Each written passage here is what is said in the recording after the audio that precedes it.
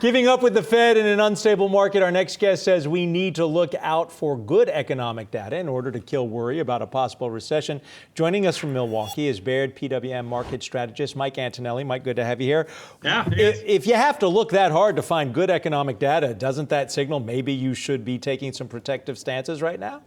Well, yeah, we're definitely we're in one of these situations where we need good news. I mean, finance is the only place in the world where bad news can sometimes be good news, but in this situation, we need economic data to actually beat. And the thing about positioning, what you just mentioned, is investors are very, very defensively positioned, and that to me raises an eyebrow that out of consensus right now would be to be long cyclicals or some sort of economically sensitive item, and sometimes you want to be there. So economic data beats, consumer data stays strong. Look at the retail sales number in July, right? If we need the consumer to stay strong, that number was good. That number was a beat. So we need to consider that people are defensively positioned right now, and good economic data could actually shock them. Mike, I'm going to bring the panel in on this, but I got to ask you a follow-up to that. Why is the consumer going to remain strong given the headwinds? We know the tariffs are coming September 1. We're going to get another round of tariffs December 15.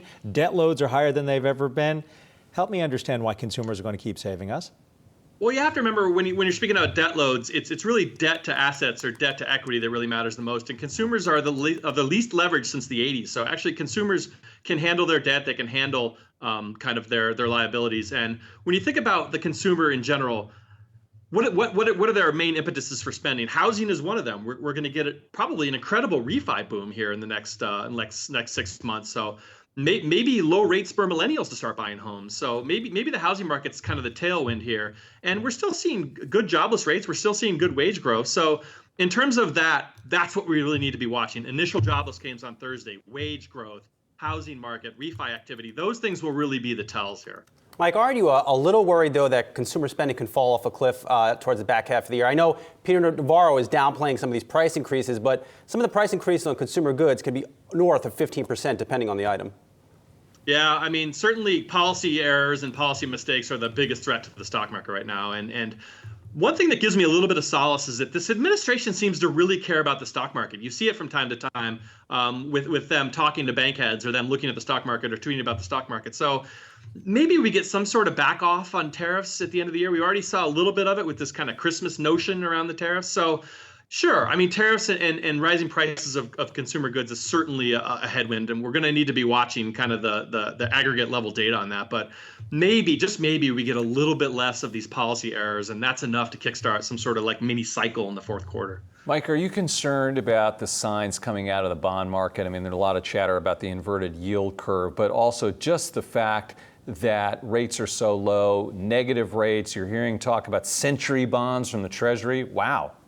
Yeah, I mean, it's uncharted territory. And for an equity guy, when you see bond prices look like .com stocks, it really opens your eyes, and you say, what is happening here? Why is the Austrian 100-year bond going vertical like a SpaceX launch? And I think there's probably a lot of stuff going on. I mean, certainly economic worries are in there. Low inflation worries are in there.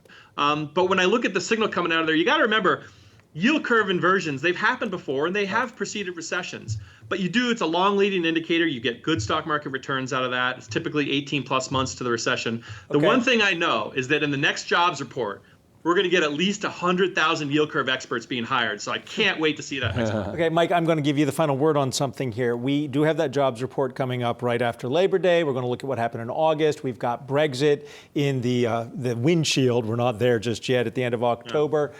Help me set some timelines as an investor, some red flags or green flags, depending on the strategy I wish to pursue. So certainly I think investors should be looking at their financial plans and saying, what would it look like in a recession, or what would it look like in a bear market? I think that should always be happening. But we don't trade financial plans at Baird. We make them and we stick to them and know that behavior is really the important part about investing. What we really want to watch right now, Thursdays, we want to watch initial jobless claims. After that, we want to watch new home sales. After that, we want to watch retail sales. Those three things are what you want to have a laser focus on. Those are really the main drivers of what the stock market will do over the next 6 to 12 months. But certainly, make sure you're looking at your plan. Make sure you know what it would look like in some sort of downturn. And that's what we do here at Baird. We make sure our clients are safe.